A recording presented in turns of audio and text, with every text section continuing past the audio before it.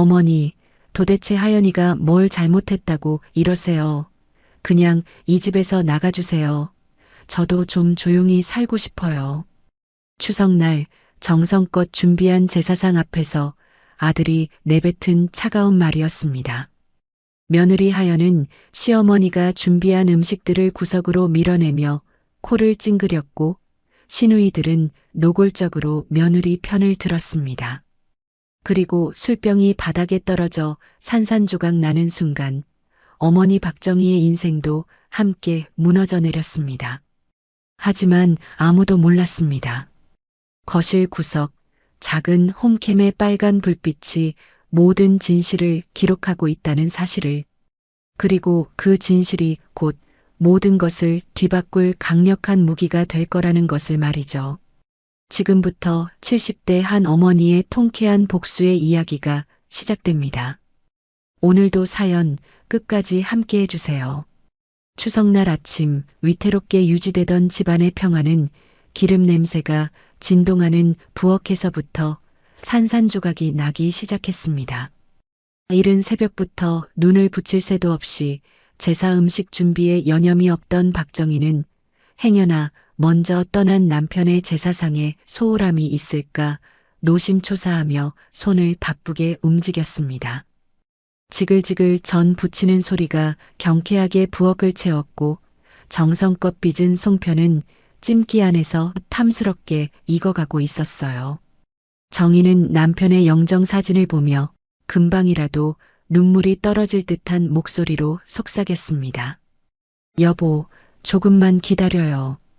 내가 당신 좋아하는 음식들로 잔뜩 준비했어. 그때 명품 원피스를 곱게 차려입은 며느리 하연이 조용히 부엌으로 들어섰습니다.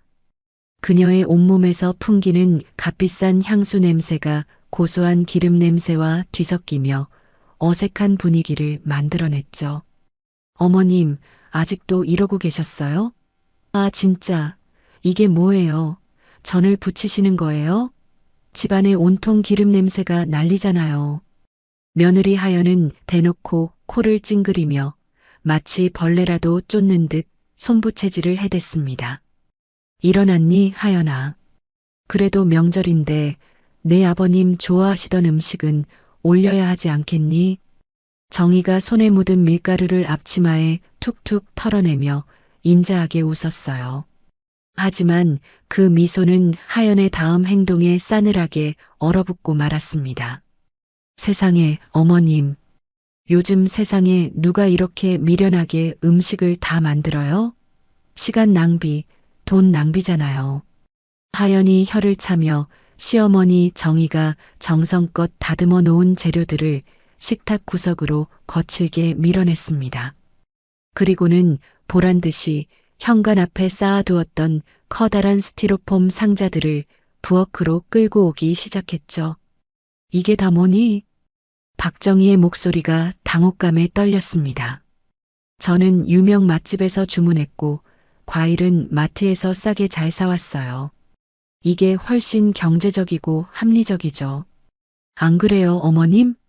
하연은 자신의 행동이 얼마나 현명한지 자랑하듯 값싼 과일들을 꺼내 능숙하게 차례상을 새로 차리기 시작했습니다. 정희의 정성은 순식간에 무시당한 채 그 자리에는 포장만 번지르르한 음식들이 보기 좋게 올라갔습니다.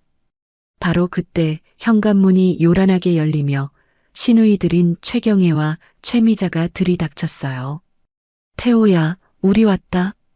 우리 예쁜 조카 며느리 하연이는 어디 있니? 두 사람은 양손에 명절 선물을 바리바리 싸들고 들어오면서도 넋이 나간 채 서 있는 박정희는 안중에도 없었습니다. 고모님 오셨어요. 어머, 우리 하연이는 더 예뻐졌네. 그때 최미자가 날카로운 눈초리로 올케인 정희를 위아래로 훑으며 말했습니다. 근데 올케는 왜 이렇게 표정이 안 좋아? 우리 온 거 안 반갑니다 봐? 정희가 애써 입꼬리를 올리며 대답했어요. 아니에요. 어서 와요. 박정희는 억울한 마음이 목구멍까지 차올랐지만 차마 아무 말도 할 수 없었습니다. 바로 그 순간 하연이 기다렸다는 듯이 교활한 미소를 감춘 채 불쌍한 표정을 지으며 대화에 끼어들었습니다. 사실 제가 제사 음식을 좀 사왔거든요. 그랬더니 어머님께서 기분이 언짢으신가 봐요.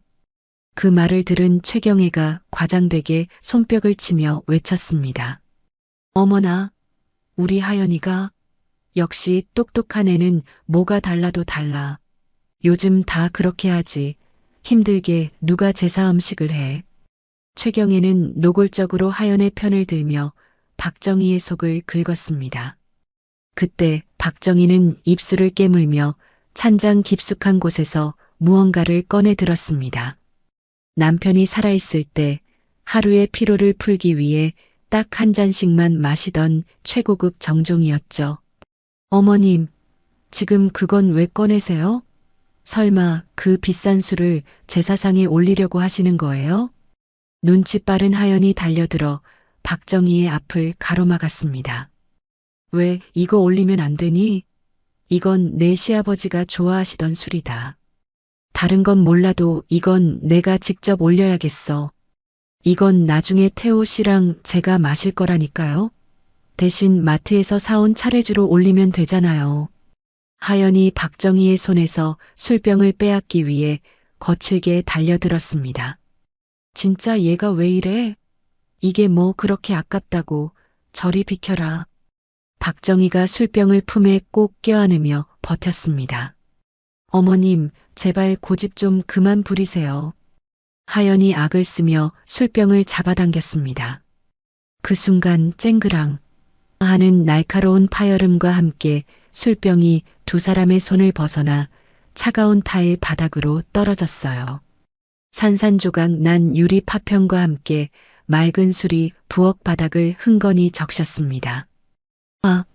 하연은 모든 것이 계획대로 되었다는 듯 그 자리에 풀썩 주저앉아 얼굴을 감싸쥐고 흐느끼기 시작했죠. 이걸 어떡하면 좋아요. 하연아, 괜찮아? 이게 무슨 소리야? 때마침 방에서 나온 최태호가 아내의 울음소리를 듣고 한달음에 달려왔습니다. 태호 씨, 어머님이 또 나한테.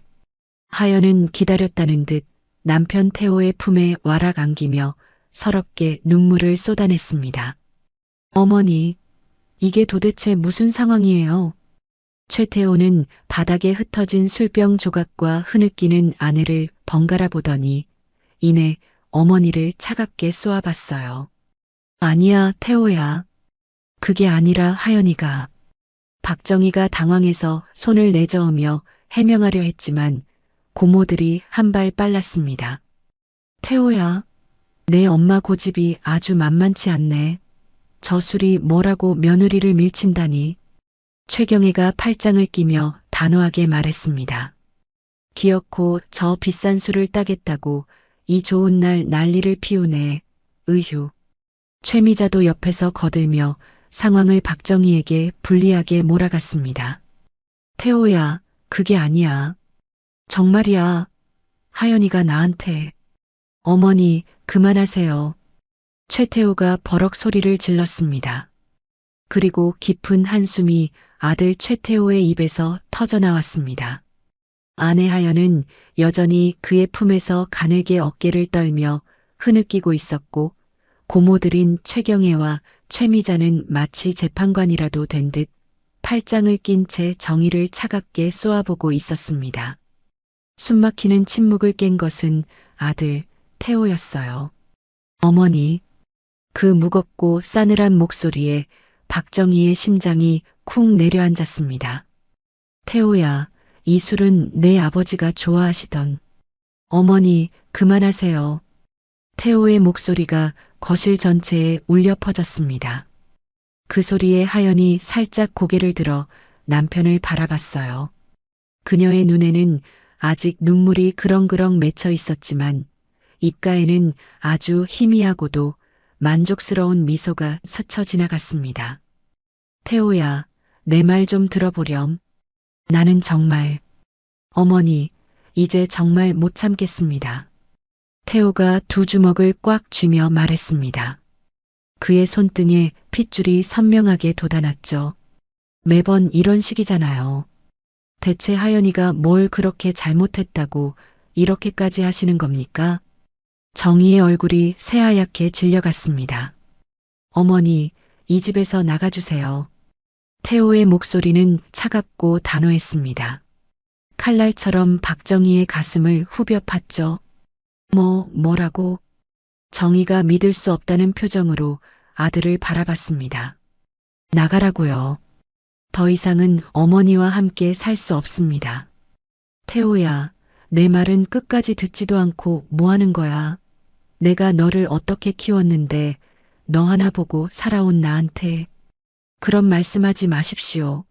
어머니가 저한테 뭘 해주셨는데요? 태호의 목소리가 점점 높아지기 시작했습니다.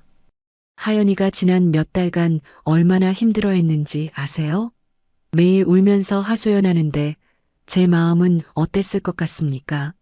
어머니한테 티내지 말라고 했는데 도저히 못 참겠네요. 경혜가 고개를 끄덕거리며 거들었습니다. 우리 하연이가 얼마나 착한데 올케가 너무했어. 맞아요. 사람을 괴롭히는데도 정도가 있는 법이죠. 미자도 차갑게 말을 보탰습니다. 내가 살다 이런 일을 다 겪는구나. 박정희가 아들에게 다가가려 했지만 태호가 손을 들어 막아섰습니다. 내일까지 이 집에서 나가주세요. 태호야. 태호는 그 말을 끝으로 하연의 어깨를 감싸 안고 그대로 안방으로 들어가 버렸습니다. 고모들도 서로 눈짓을 주고받더니 기다렸다는 듯 현관으로 향했어요. 우리는 이만 가볼게, 올게. 내 동생 제사상엔 인사도 못하고 가네. 경혜가 옳게 정희를 쳐다보지도 않고 말했습니다. 쯧쯧, 착한 애를 저렇게까지 들볶아야 하나. 미자가 중얼거리며 신발을 신었습니다. 거실에 혼자 남겨진 박정희는 그 자리에 무너져 내렸어요. 그녀는 바닥에 흩어진 술병 조각들을 하염없이 바라보며 눈물을 흘렸습니다. 내가 대체 뭘 그렇게 잘못했다고. 정희가 흐느끼며 고개를 들었습니다. 그때 거실 구석에서 깜빡이는 작은 빨간 불빛이 그녀의 눈에 들어왔습니다. 아들 내외가 얼마 전 설치한 홈캠이었죠. 까만 렌즈가 정확히 자신을 향하고 있었습니다. 순간 박정희의 눈빛이 돌변했습니다. 흐르던 눈물이 거짓말처럼 멎었어요. 대신 차갑고 날카로운 분노가 그녀의 가슴속 깊은 곳에서부터 스며들기 시작했습니다. 저 카메라, 저것이 모든 걸 다 보고 있었겠구나. 그 순간 박정희의 머릿속에 3개월 전의 기억이 섬광처럼 스쳐 지나갔습니다. 3개월 전 정희는 거실 소파에 앉아 깊은 한숨을 쉬고 있었습니다. 요즘 들어 자꾸만 깜빡깜빡하는 일이 잦아졌기 때문이었죠. 어머님, 무슨 안 좋은 일 있으세요? 하연이 다가와 살갑게 물었습니다. 아니야, 하연아. 그냥 나이가 드니까 가스 불 끄는 것도 잊어버리고 물건도 자꾸 어디에 뒀는지 모르겠구나. 정희가 쓸쓸하게 웃었습니다. 그때 퇴근하고 돌아온 태호가 그 모습을 보고 말했어요. 어머니 안전을 위해서 거실에 홈캠이라도 하나 설치해 드릴까요? 요즘 많이들 하던데 혼자 계실 때 무슨 일 있으면 저희가 바로 알 수도 있고요. 홈캠? 그래도 집안을 들여다보는 건 좀. 박정희가 망설였습니다. 바로 그때 하연이 환하게 웃으며 끼어들었습니다. 어머, 그거 정말 좋은 생각이네. 어머님 지난번에 가스불 안 꺼서 큰일 날 뻔했잖아요. 저희도 어머님 혼자 계실 때 불안하기도 하고요. 평소 이런 제안에 질색할 줄 알았던 아내의 반응에 태호가 놀란 표정을 지었습니다. 하연은 태호의 시선을 피하며 속으로 다른 계산을 하고 있었죠. 그래, 이제 어머님의 모든 실수를 빠짐없이 기록할 수 있겠네. 이걸 증거로 요양원에 집어넣어 버리던지 해야지. 아주 귀찮아 죽겠어. 그날의 기억의 파편이 흩어지고 박정희는 다시 차가운 거실 바닥에 서 있었습니다. 홈캠을 바라보는 그녀의 눈에서 눈물은 완전히 말라 있었어요. 모든 진실, 저게 전부 다 알고 있어. 박정희가 천천히, 아주 천천히 자리에서 일어나 방으로 들어갔습니다. 그리고는 옷 몇 벌과 남편의 유품을 챙겼습니다. 이튿날 아침, 전날 챙겨둔 짐을 든 정희는 뜬 눈으로 밤을 새운 퀭한 얼굴로 집을 나와 정처 없이 길을 걷고 있었습니다. 평생을 살아온 집에서 쫓겨난 그녀가 갈 곳은 아무 데도 없었죠. 결국 그녀의 발길이 향한 곳은 동네 경로당이었어요. 따뜻한 바닥에 잠시 몸이라도 녹이고 자판기 커피라도 한 잔 마실 수 있는 유일한 곳이었습니다. 경로당 문을 열고 안으로 들어서자 몇몇 노인들이 모여 화투를 치며 시간을 보내고 있었습니다. 정이 아니야. 이게 웬일이야? 경로당 회장이자 정희의 오랜 친구인 장덕순이 그녀를 보고 반갑게 맞았습니다. 하지만 정희의 헬쑥한 몰골을 보자 덕순의 얼굴이 금세 걱정으로 물들었죠.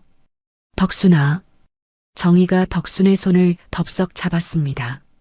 어머, 얘 왜 이래? 손이 왜 이렇게 얼음장이야? 무슨 일 있었어? 이 보따리는 또 뭐고? 덕순이 정희를 구석진 자리로 데려갔습니다. 덕순아, 나 이제 어떡하지? 정희가 떨리는 목소리로 말했어요. 무슨 큰일인데 그래? 어서 앉아서 말해봐. 태호가 아들 녀석이 나를 집에서 내쫓았어. 뭐라고? 그 착하던 태호가? 덕순이 기가 막힌다는 듯 소리쳤습니다.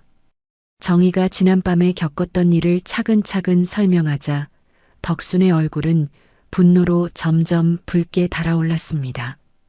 그 천하의 몹쓸 것들. 내가 그 며느리년 처음부터 낯빛이 음흉한 게 마음에 안 들더라니. 덕순이 주먹을 불끈 쥐며 자기 일처럼 화를 냈습니다. 그래서 이제 어떡할 작정이야? 도대체 뭘 챙겨 나온 거야? 그 집 네 집인데 네가 왜 나와? 덕순의 말에 정희는 자신이 들고 온 짐 보따리를 내려다봤습니다. 정신없이 쫓겨나오느라 남편이 남긴 유품 상자를 가장 먼저 챙겨 나온 것이었죠. 나도 모르겠어. 그냥 눈에 보이는 대로 들고 나왔어. 옷이란 남편 물건이라도 챙겨야 할 것 같아서.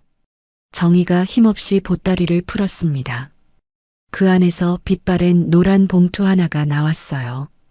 봉투 위에는 중요 서류라는 먼저 세상을 떠난 남편의 익숙한 손글씨가 적혀 있었습니다. 이게 뭐야? 덕순이 물었습니다. 정희는 고개를 저으며 봉투를 열었습니다. 그 안에서 나온 서류를 펼쳐 들었을 때 두 사람의 눈이 동시에 휘둥그레졌습니다. 부담부증 여계약서라는 제목이 굵은 글씨로 선명하게 찍혀 있었기 때문이죠. 부담부 증여계약서? 정희와 덕수는 얼굴을 맞대고 서류를 자세히 읽기 시작했습니다. 아들 최태호 부부에게 이 집을 증여하되 어머니 박정희를 충실히 부양하는 조건을 이행해야 한다. 만일 이 조건을 이행하지 않을 시 모든 증여는 무효로 한다. 서류 아래쪽에는 공증사무소의 직인과 함께 아들 태호와 며느리 하연의 서명까지 선명하게 남아 있었습니다.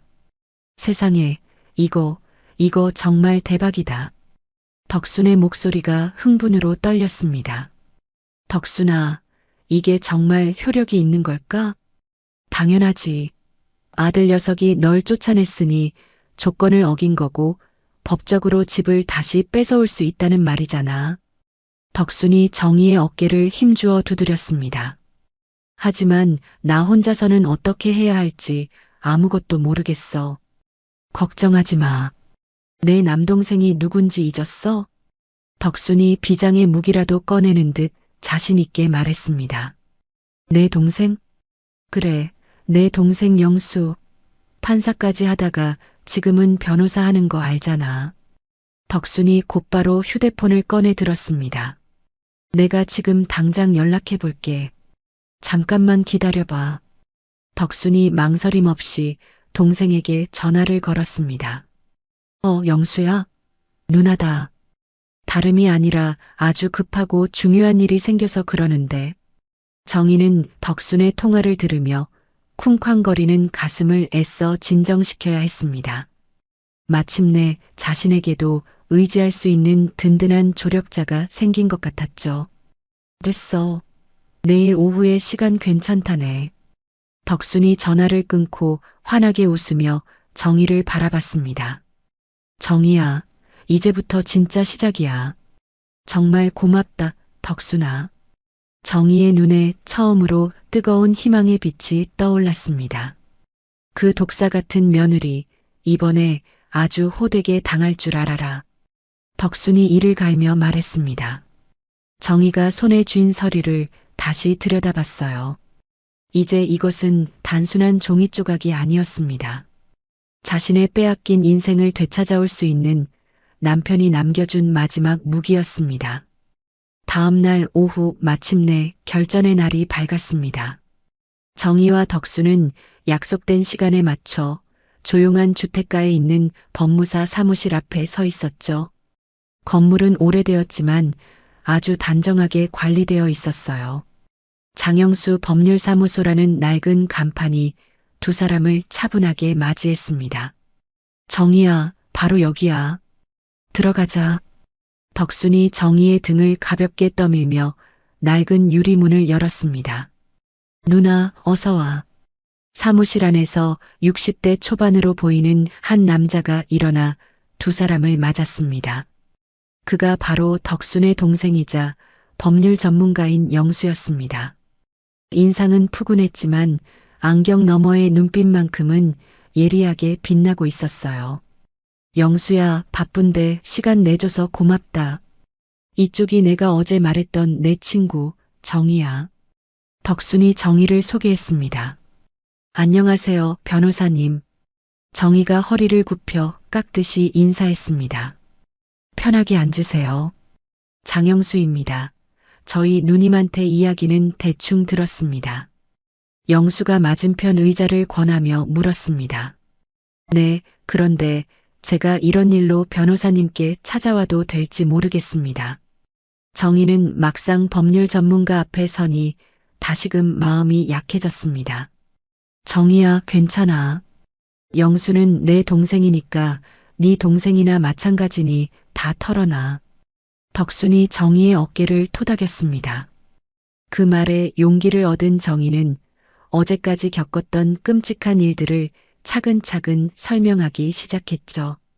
장영수는 이야기가 진행되는 내내 중간중간 고개를 끄덕이며 진지한 표정으로 경청했습니다. 들어보니 참으로 안타까운 상황이네요.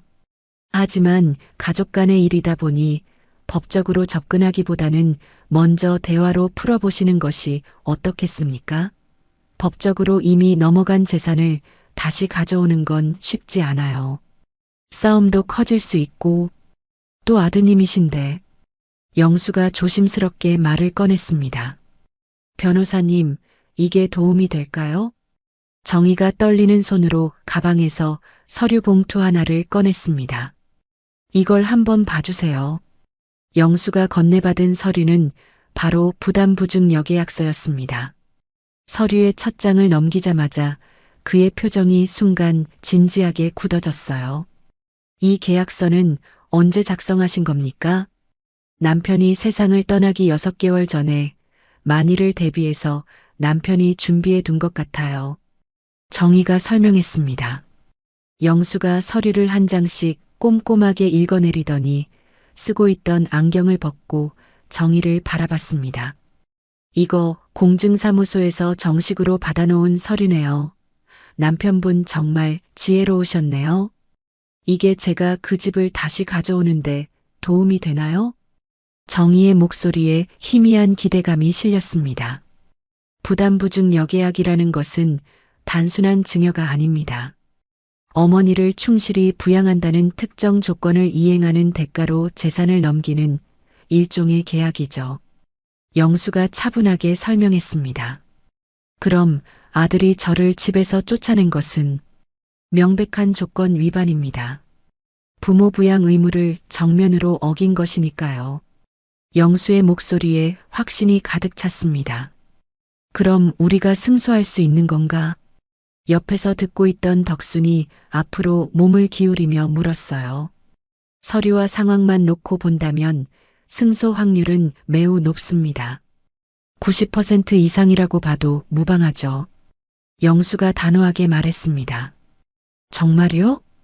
정희의 눈이 희망으로 크게 뜨였습니다. 다만 한 가지 걸림돌이 있습니다. 영수의 표정이 다시 신중해졌어요. 무엇 때문이죠? 상대 측에서는 분명 어머님이 먼저 온갖 트집을 잡고 분란을 일으켰다고 주장할 겁니다. 며느리와의 갈등, 가정 내 분란을 이유로 들면서 말이죠. 영수가 걱정스럽게 말했습니다. 아마도 그럴 거예요. 이번 명절에도 저를 그래서 내쫓았거든요. 정희의 목소리가 분노로 떨렸습니다. 법정에서는 증거가 전부입니다. 그들의 주장을 뒤엎을 만한 확실한 증거가 있습니까? 영수가 물었습니다. 정희가 잠시 생각에 잠겼다가 천천히 고개를 들었어요. 있습니다. 정희의 목소리는 조용했지만 그 안에는 강한 확신이 담겨 있었습니다. 어떤 증거죠? 홈캠 영상입니다. 홈캠이요? 영수가 관심을 보였습니다. 네.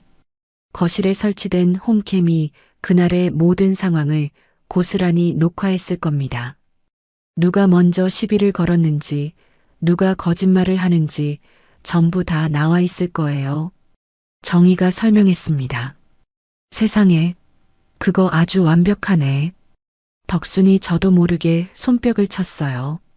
잠깐만요. 영수가 갑자기 심각한 표정으로 말을 끊었습니다.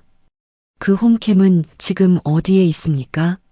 아들 내외가 사는 바로 그 집에 있습니다. 거실에요. 영수가 깊은 한숨을 내쉬었습니다.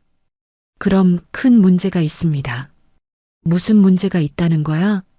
덕순이 불안하게 물었습니다. 저들이 증거를 없앨 수 있습니다. 소송을 준비하는 걸 눈치채면 SD카드를 빼거나 영상을 지워버릴 수도 있어요. 영수가 걱정스럽게 말했습니다. SD카드가 뭔가요?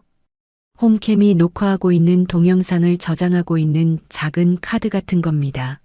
그걸 빼오면 저희 쪽 컴퓨터에 연결해서 그날 녹화된 동영상을 볼 수 있어요.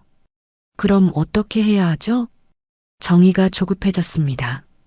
법적으로는 법원에 증거 보전 신청을 해야 합니다. 하지만 그 절차만 최소 2주에서 3주는 걸려요. 영수가 설명했습니다. 2주, 3주? 그때까지 손 놓고 기다릴 수는 없잖아. 덕순이 목소리를 높였습니다. 응 맞아, 누나. 그 시간 동안 상대방이 증거를 인멸할 가능성이 매우 높지. 영수가 고개를 저었습니다. 정희의 얼굴이 절망으로 다시 창백해졌어요. 그럼 방법이 정말 없는 건가요? 영수가 잠시 깊은 고민에 빠지더니 아주 조심스럽게 입을 열었습니다.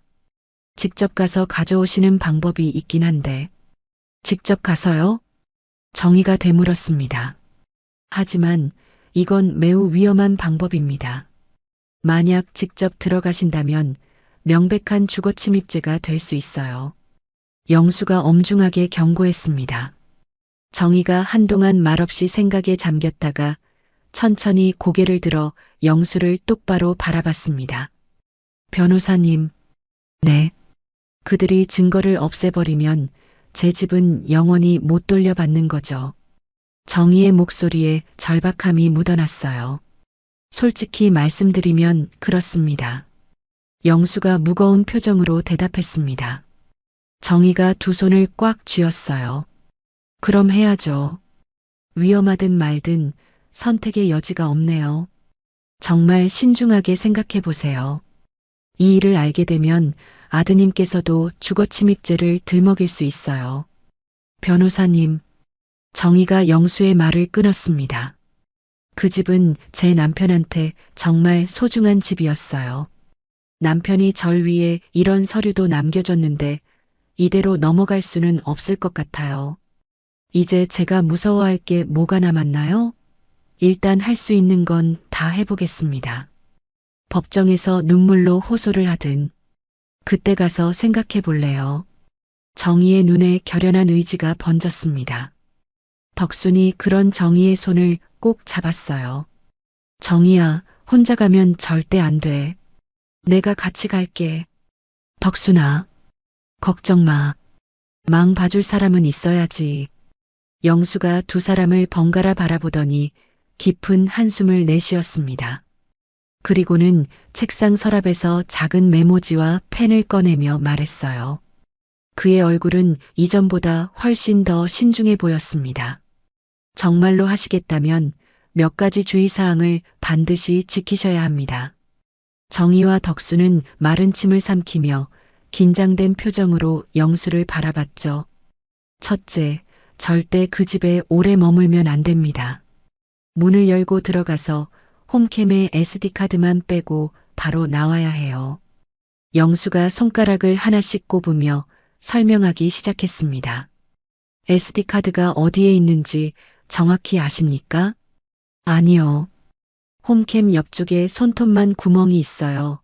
아, 잠시만요. 제가 사진으로 보여드릴게요. 아, 네, 찾을 수 있을 것 같아요. 정희가 또렷하게 대답했습니다. 둘째, 만에 하나 일이 잘못되어 들키더라도 절대로 제 이름을 말해서는 안 됩니다.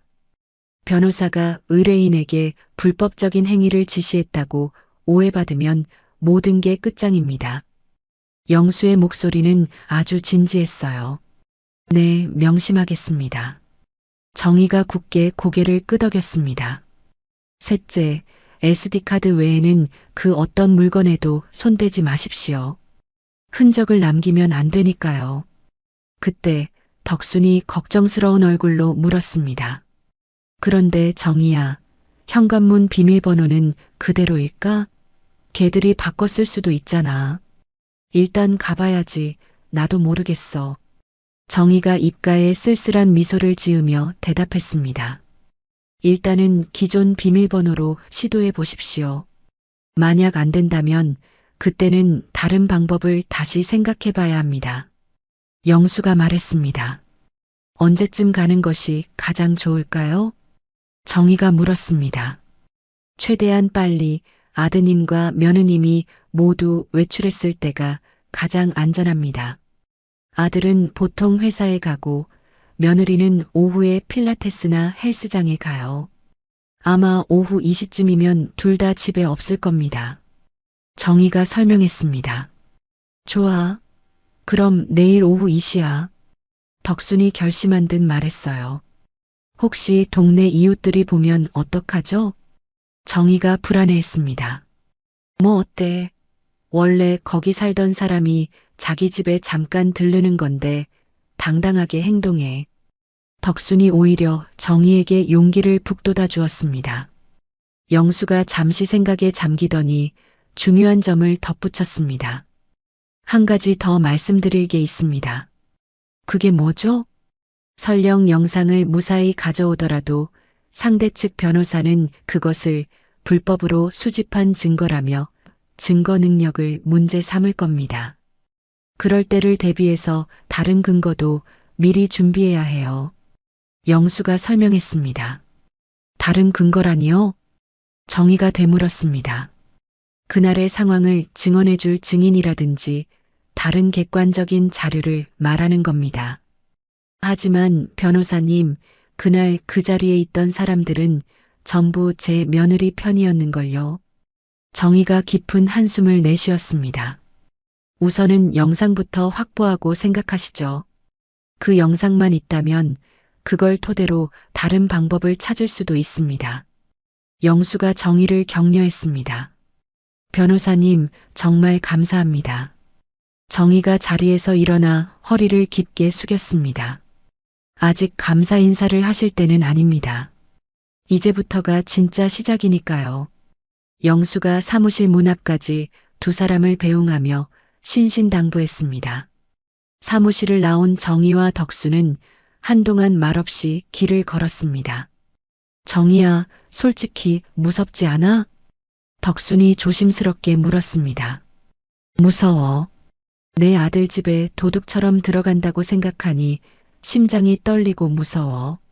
하지만 더 무서운 건 이대로 억울하게 모든 걸 빼앗기고 길바닥에 놔앉는 거야. 정희의 목소리에는 서리빨 같은 결의가 서려 있었어요. 그래, 내 말이 맞아. 우리 꼭 해내자. 덕순이 그런 정희의 팔짱을 꽉 꼈습니다. 덕순아, 정말 고맙다. 너라도 없었으면 난 어떻게 했을까 싶어. 그런 소리 마. 우리가 어떤 사이인데. 몇십 년을 같이 늙어온 친구 아니냐. 두 사람이 서로를 바라보며 희미하게 미소 지었습니다. 그런데 정희야. 응? 만약에 말이야. 정말 만약에 들키면 어떡할 거야? 덕순이 끝내 참지 못하고 물었습니다. 정희가 그 자리에 멈춰서서 회색빛 도시의 하늘을 올려다봤습니다. 그땐 그때 가서 생각해야지. 나는 이미 잃을 게 없는 사람이야. 평생을 바친 집도 잃고 목숨보다 소중한 내 아들도 잃었는걸. 정희의 목소리가 가늘게 떨렸습니다. 그렇기 때문에 더 신중해야 하는 거 아니냐고. 아니, 그렇기 때문에 더 대담해져야 하는 거야. 어쩌면 이게 내 인생의 마지막 기회일지도 몰라. 정희가 두 주먹을 꽉 쥐었습니다. 덕수는 그런 정희의 손을 꽉 잡았어요. 알겠어. 내 뜻이 정 그렇다면 나도 끝까지 같이 가줄게. 고마워. 정말 고마워, 덕순아. 일단 갈 데 없으니까 우리 집으로 가자. 아니야, 나 경로당에 있을게. 거기가 편해. 내일 1시 반에 태호 집 앞에서 만나자. 두 사람은 한참 동안 서로의 손을 잡고 서 있다가 그렇게 헤어졌습니다. 홀로 남은 정희는 잠시 그 자리에 서서 굳게 쥔 주먹을 내려다봤습니다. 손톱이 손바닥을 파고드는 희미한 고통이 오히려 그녀의 정신을 더욱 또렷하게 만들었죠. 두려움은 아직 사라지지 않았지만 그녀는 더 이상 도망치지 않기로 결심했습니다. 다음 날 오후 1시 30분 약속된 시간이 되었습니다. 정희는 심장이 터질 듯한 긴장감을 애써 누르며 아파트 단지 입구에서 덕순을 기다리고 있었죠. 손에 든 낡은 가방 끈을 얼마나 세게 쥐었던지 그녀의 손가락 마디마디가 하얗게 변해 있었습니다. 정희야. 작지만 다급한 목소리에 돌아보니 덕순이 주위를 살피며 다가오고 있었어요. 덕순아, 왔구나. 혼자가 아니라는 사실에 정희는 겨우 안도의 한숨을 내쉬었습니다. 밤새 잠은 좀 잤어? 아니, 한숨도 못 잤어. 너는? 나도 마찬가지야. 심장이 입 밖으로 튀어나오는 줄 알았다니까. 두 사람은 서로의 헬쑥한 얼굴을 보며 긴장된 웃음을 지었습니다. 아들하고 며느리 둘 다 나간 거 확실히 확인한 거지? 덕순이 재차 물었습니다. 응. 아들은 9시에 회사에 갔고 며느리는 2시에 운동 가니까 나가는 것까지 확인하고 들어가면 돼. 30분 후 하연은 딱 달라붙는 운동복 차림으로 아파트를 나섰습니다. 지금이다 들어갈까? 그런데 덕순아, 막상 여기까지 오니까 갑자기 다리가 떨려서 못 움직이겠어. 정희의 목소리가 가늘게 떨렸습니다. 나도 그래. 하지만 정희야, 지금 포기하면 모든 게 끝이야. 우리 이럴수록 정신 똑바로 차려야 해. 덕순이 정희의 어깨를 단단히 붙잡아 주었습니다. 그래, 가자. 정희가 깊게 심호흡을 하며 발걸음을 옮겼습니다. 엘리베이터를 타고 12층으로 올라가는 그 짧은 시간이 영원처럼 느껴졌어요. 두 사람은 약속이라도 한 듯 숨소리조차 내지 못했습니다. 띵하는 소리와 함께 12층에서 엘리베이터 문이 열렸죠. 여기야. 정희가 조용히 말했습니다. 평일 오후의 아파트 복도는 쥐 죽은 듯이 고요했습니다. 다른 집에서는 어떤 인기척도 느껴지지 않았어요. 마침내 1205호 익숙하면서도 이제는 너무나 낯선 현관문 앞에 도착한 정희가 그 자리에 우뚝 멈춰 섰습니다. 정희야, 괜찮아. 내가 저쪽 복도 끝에서 망보고 있을게. 무슨 일 있으면 바로 소리칠 테니 걱정 말고. 덕순이 용기를 주었습니다. 정희가 떨리는 손을 뻗어 현관문 비밀번호를 눌렀습니다. 아들의 생일인 0825. 삐삐삐 날카로운 에러음이 울리며 비밀번호가 틀렸다는 붉은 불빛이 깜빡였습니다. 안 열려. 정희의 얼굴이 하얗게 질렸습니다. 다시 한번 천천히 해봐. 복도 끝에서 덕순이 속삭였습니다. 정희가 다시 한번 손가락 하나하나에 힘을 주어 눌렀습니다. 0825. 삐삐삐 결과는 마찬가지였죠. 바꿨나 봐. 나 어쩌지. 정희의 목소리에 절망이 스쳤습니다. 다른 번호 생각나는 거 없어? 며느리 생일은? 덕순이 다급하게 물었습니다. 031이 그래. 한번 해볼게. 정희가 마지막 희망을 담아 031을 눌렀습니다. 띠리릭 경쾌한 소리와 함께 굳게 닫혀있던 현관문의 잠금 장치가 풀렸습니다. 열렸어. 정희가 저도 모르게 작은 탄성을 질렀습니다. 잘했어. 어서 들어가. 덕순이 주위를 살피며 재촉했습니다. 정희가 문을 조심스럽게 열고 안으로 들어서는 순간 익숙한 집의 공기가 그녀를 덮쳤습니다. 하지만 그 익숙함은 곧 낯설므로 변했죠. 불과 며칠 전까지 자신의 온기가 가득했던 집은 이제 완전히 다른 사람의 공간처럼 느껴졌습니다. 거실의 가구 배치가 전부 바뀌어 있었고 자신이 평생 아끼던 가족사진 액자들은 모두 사라진 채 그 자리에는 값비싸 보이는 그림이 걸려 있었어요. 시간 없어. 서둘러야 해. 정희가 중얼거리며 거실 구석을 살폈습니다. TV 옆 선반 위 작은 홈캠이 보였습니다. 작동 중임을 알리는 빨간 불빛이 섬뜩하게 깜빡이고 있었죠. 정희는 홈캠으로 다가가 떨리는 손을 뻗어 카메라 옆면을 더듬었습니다. 손톱만 한 작은 SD카드를 발견했습니다. 찾았다. 정희가 조심스럽게 숨을 죽이며 슬롯에서 SD카드를 빼냈습니다. 자신의 억울함을 풀어줄 모든 진실이 담겨 있는 엄지손가락보다 작은 카드였습니다. 바로 그 순간이었습니다. 정희야, 빨리 나와야 해. 누가 오고 있어.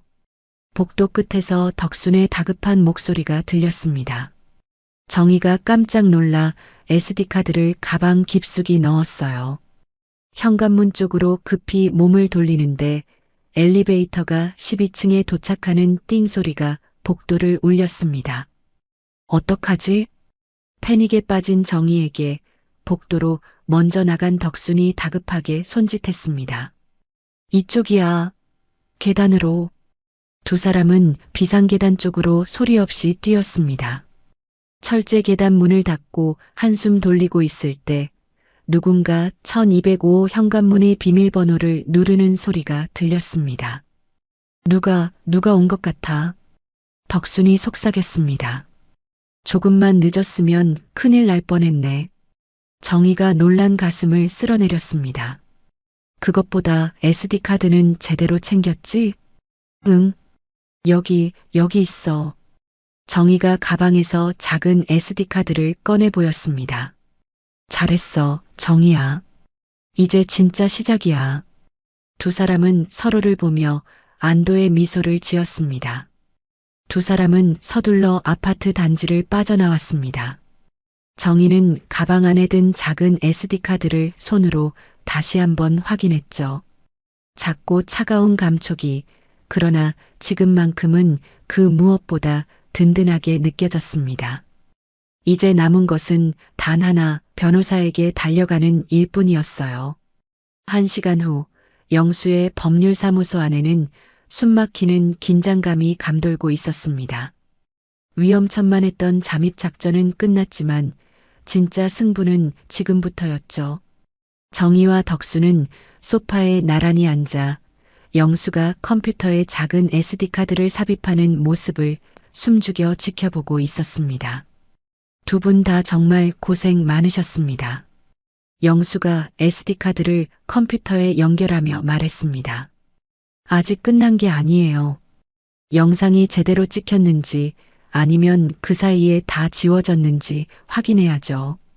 정희가 떨리는 목소리로 대답했어요. 그러게 말이야. 만약에 아무것도 없으면 정말 큰일인데. 덕순의 얼굴에도 불안감이 가득했습니다. 잠시 후 컴퓨터 화면에 새로운 드라이브 아이콘이 나타났어요. 영수가 마우스를 클릭하자 날짜별로 정리된 수십 개의 영상 파일들이 화면을 가득 채웠습니다. 있습니다. 영상 파일이 아주 많이 들어있네요. 영수가 안도의 한숨을 내쉬며 말했습니다. 정말요? 정희가 저도 모르게 자리에서 일어나 컴퓨터 화면으로 바싹 다가갔습니다. 파일명에는 날짜와 시간이 정확하게 기록되어 있었죠. 영수가 마우스를 움직여 추석 당일 날짜가 적힌 파일을 찾아 더블 클릭했습니다. 아마 이 파일인 것 같군요. 오전 9시부터 12시까지 녹화된 영상입니다. 곧이어 화면에 익숙한 거실의 모습이 나타났습니다. 그리고 영상 한쪽 구석, 부엌에서 분주하게 제사 음식을 준비하는 정희의 모습이 보였어요. 저예요. 변호사님, 제가 나왔어요. 정희가 흥분해서 외쳤습니다. 자, 이제부터 천천히 한번 보시죠. 영수가 영상을 2배속으로 돌리기 시작했습니다. 곧이어 며느리 하연이 부엌으로 들어오는 장면이 나왔고 영수는 재생 속도를 다시 정상으로 바꿨습니다.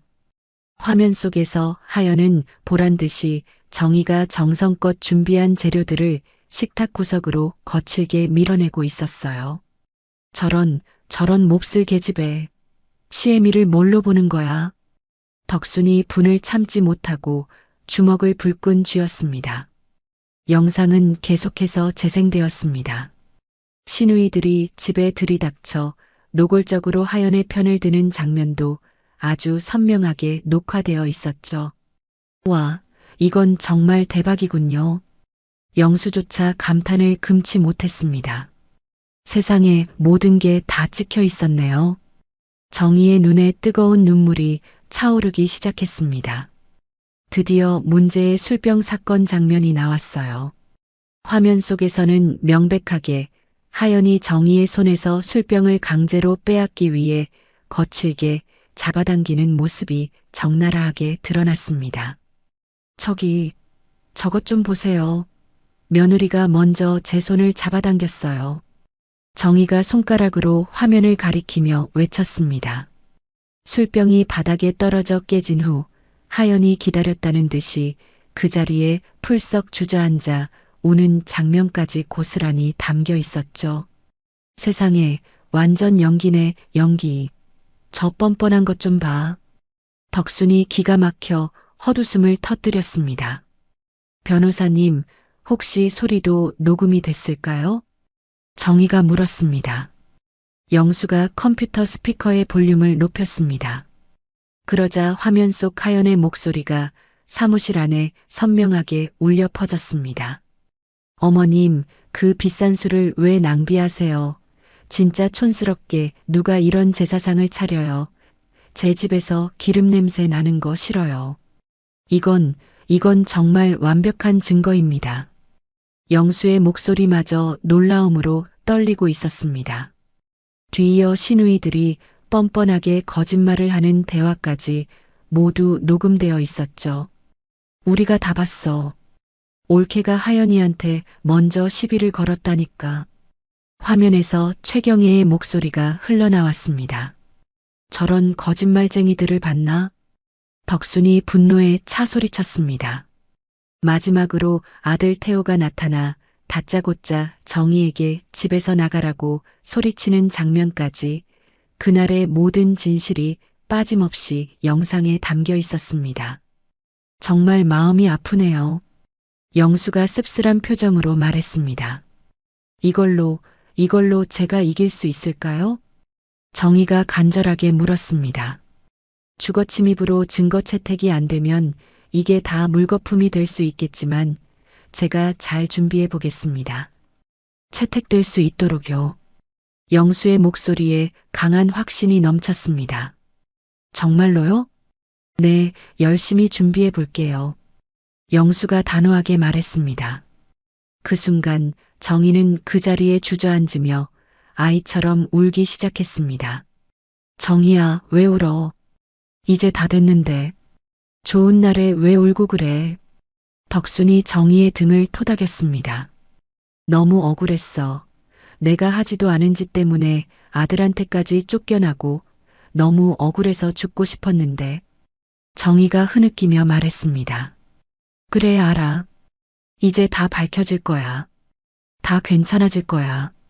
덕순도 끝내 눈물을 보이고 말았습니다. 이제 눈물 닦으십시오. 지금부터는 우는 대신 싸워야 합니다. 바로 소송 준비에 들어가겠습니다.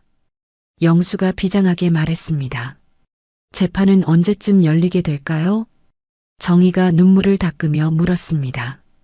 빠르면 한 달 안에 첫 재판이 열릴 겁니다. 그동안 우리가 뭘 더 준비해야 할까? 덕순이 물었죠. 아무것도 안 하셔도 됩니다. 이 영상 하나면 일단 모든 준비는 끝난 겁니다. 영수가 자신감 넘치게 말했습니다. 그럼 아들과 며느리는 아직 아무것도 모르겠네요? 정희가 물었습니다. 홈캠을 열어봤다면 알 수도 있겠지만 지금까지 조용한 걸 보니 모르고 있을 수도 있을 것 같네요. 그럼 우리가 먼저 소송을 걸면 아주 기절초풍하겠네. 덕순이 통쾌하다는 듯 시익 웃었습니다. 정희야, 이제 진짜 내 복수가 시작되는 거야. 응, 드디어. 정희는 더 이상 울지 않았어요. 그녀는 책상 위에 놓인 작은 SD카드를 조용히 내려다봤습니다. 모든 것이 담긴 그 작은 메모리 칩을 보는 정희의 눈빛은 이전과는 비교할 수 없을 만큼 단단하고 차가워져 있었죠. 일주일 후 오전 10시 태호는 자신의 사무실 책상에 앉아 정신없이 업무에 집중하고 있었습니다. 그는 그날도 평소와 다름없는 평범한 하루가 될 것이라고 생각하고 있었어요. 지난 일주일간 어머니에 대한 걱정보다는 집에서 잔소리꾼이 사라졌다는 해방감이 더 컸기 때문이었죠. 최태호 과장님, 등기 후 편물입니다. 후배 직원이 건넨 빳빳한 서류 봉투가 그 평화를 산산조각 내기 시작했습니다. 등기, 어디서 온 거지? 태호가 무심코 봉투를 받아들었습니다. 발신인 란에 찍힌 서울중앙지방법원이라는 선명한 글자가 그의 눈에 들어오는 순간 심장이 쿵 하고 내려앉았어요. 법원에서? 대체 이게 뭐지? 태호는 당황하며 떨리는 손으로 봉투를 뜯었습니다. 그 안에서 나온 것은 부동산 증여계약 해제에 따른 소유권 이전 등기 청구라는 제목의 소장이었습니다. 뭐라고? 태호가 소장을 읽어 내려가는 동안 그의 얼굴이 새하얗게 질려갔습니다. 원고 박정희, 피고 최태호, 윤하연. 어머니가 우리한테 소송을 걸었다고? 태호의 손이 걷잡을 수 없이 떨렸습니다. 그는 자리를 박차고 일어나 곧바로 아내 하연에게 전화를 걸었어요. 여보세요? 하연아, 나야. 지금 어디야? 큰일 났어. 태호의 목소리는 다급함을 넘어 거의 비명에 가까웠습니다. 자기야, 왜 그래? 무슨 일인데? 어머니가 우리를 고소했어. 뭐라고? 그게 무슨 말 같지도 않은 소리야. 하연의 목소리 또한 날카롭게 높아졌죠. 자세한 건 만나서 얘기해. 나 지금 바로 집으로 갈게. 태호는 일을 마무리할 생각도 못하고 그대로 회사를 뛰쳐나왔습니다. 30분 후 집에 도착한 태호는 숨을 헐떡이며 소장을 하연에게 보여주었습니다. 이게 대체 뭐야? 하연이 소장을 받아들고 믿을 수 없다는 듯 읽기 시작했습니다. 부담부증 여계약 해제? 이게 다 뭐라는 거야? 돌아가신 아버지가 남긴 계약서가 어머니한테 있었나 봐. 태호가 머리를 쥐어뜯으며 말했습니다. 그때 우리가 도장 찍었던 거, 그거 아무리 찾아도 못 찾겠다고 했잖아. 나라고 알았겠어? 아버지가 돌아가신 후에 어머니가 법적인 서류들은 전부 정리하셨으니까. 태호가 깊은 한숨을 내쉬었습니다. 설마 진짜 그런 게 있겠어? 어머님이 우리 겁주려고 거짓말 하시는 거 아니야? 하연의 목소리에도 불안감이 가득했어요. 아니, 법원 이름으로 온 소장이야. 장난일 리가 없어. 일단 도움을 좀 받아야 돼. 변호사부터 만나보자. 바로 그때 태호의 핸드폰이 핑 하는 소리와 함께 울렸습니다. 은행에서 온 문자 메시지였죠. 대신은행 고객님의 계좌에 채권자 박정희의 신청으로 가압류가 설정되었음을 알려드립니다. 이게 뭐야? 태호가 문자를 보며 경악했습니다. 가압류라고? 하연이 태호의 핸드폰을 빼앗아 들고 화면을 들여다봤어요. 우리 통장이 전부 막혔다는 소리야? 그런 것 같아. 태호가 떨리는 손으로 은행 앱을 실행시키자 정말로 모든 계좌의 거래가 제한되어 있었습니다. 꼼짝없이 모든 금융거래가 마비된 것이었죠. 어떻게 이런 일이 어떻게... 자기야, 일단 진정해. 변호사부터 만나서 당장 상의해보자. 하연이 말했지만 그녀의 얼굴 또한 공포로 하얗게 질려 있었습니다. 이튿날 두 사람은 수소문 끝에 찾아낸 이재민 변호사의 사무실 문을 두드렸습니다. 어서 오십시오. 어떤 문제로 찾아오셨습니까? 이재민 변호사가 두 사람을 맞았습니다. 변호사님, 저희가 이런 소송을 당했는데. 태호가 소장을 내밀었습니다. 이 변호사가 소장을 읽어보더니 고개를 끄덕였어요. 부담부증 여계약 해제 청구 소송이군요. 그게 정확히 어떤 건가요, 변호사님? 하연이 물었습니다. 말 그대로 조건부로 재산을 넘기는 계약입니다. 계약서에 명시된 조건을 지키지 않으면 원래 주인에게 다시 돌려줘야 한다는 뜻이죠. 이 변호사가 설명했습니다. 그럼 저희가 재판에서 질 수도 있다는 말씀이세요? 태호가 걱정스럽게 물었습니다. 상대 측이 주장하는 부양 의무 위반, 즉 어머님을 집에서 내보낸 것이 사실입니까? 이 변호사의 질문에 태호가 우물쭈물하며 말을 흐렸습니다. 그게 사실은 어머님이 저희 아내와 계속해서 문제를 일으키셔서. 그때 하연이 적극적으로 끼어들었습니다. 네, 맞아요, 변호사님. 시어머니의 횡포가 정말 너무 심했어요. 매일같이 저한테 시비를 거시고 낭비벽도 심해서 저희가 감당할 수가 없었다고요. 하연은 금방이라도 울 듯한 표정으로 연기를 시작했습니다. 그 말을 들은 이 변호사의 표정이 한결 밝아졌어요. 그렇습니까? 그렇다면 승산이 있습니다. 정말요? 태호의 얼굴에 화색이 돌았습니다. 네. 부양을 거부할 만한 정당한 사유가 있었다는 점을 입증하면 계약 위반이 성립되지 않습니다. 아, 정말 다행이다. 하연이 안도의 한숨을 내쉬었습니다. 혹시 그 상황을 증언해 줄 증인이나 증거가 있습니까? 시어머님이 악의적인 내용을 담아 문자를 보내셨다던지 녹음을 해놓은 파일이요. 아, 그런 건. 하연이 당황스러움을 감출 수 없었습니다. 거짓말을 하고 있었으니까요. 그때 하연의 머릿속에 번뜩 명절날이 떠올랐습니다. 아, 네. 있어요. 명절날 태호 씨 고모님들이 모든 상황을 다 보셨어요. 하연이 기쁜 듯 외쳤습니다. 증거가 그것뿐인가요? 일단 증인으로 참석해 주실 수 있으신가요? 그럼요. 고모님들은 제 편이에요. 그 말을 들은 이 변호사가 만족스럽게 웃었습니다. 사무실을 나오며 태호와 하연은 오랜만에 마주보며 안도의 미소를 지었습니다. 꺼봐, 다행이야. 우리가 이길 수 있을 것 같아. 그렇겠지? 어머님도 참 별나셔. 일을 이렇게까지 만드시다니. 하연이 혀를 찼습니다. 그런데 당장 막힌 통장은 어떻게 해? 괜찮아. 변호사님이 금방 풀어줄 수 있다고 했잖아. 두 사람은 가벼워진 발걸음으로 변호사 사무실을 나섰습니다. 거실 구석의 작은 홈캠이 그들의 모든 거짓말을 지켜보고 있었다는 사실은 아직 그들의 상상 속 어디에도 존재하지 않았습니다. 그로부터 보름이라는 시간이 흘렀습니다.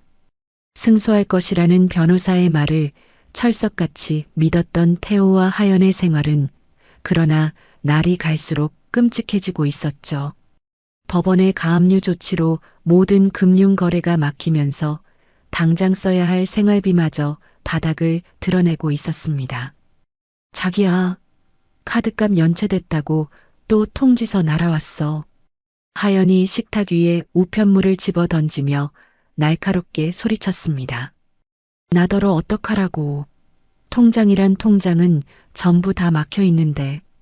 태호 역시 잔뜩 신경이 곤두선 채 머리를 쥐어짰습니다. 이게 다 누구 때문인데.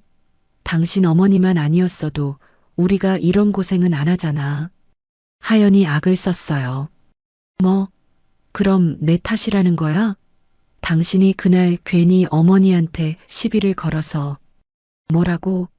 지금 누가 누구한테 시비를 걸었다고 말했어? 하연의 목소리가 찢어질 듯이 높아졌습니다. 아니, 내 말은 그게 아니라. 됐어.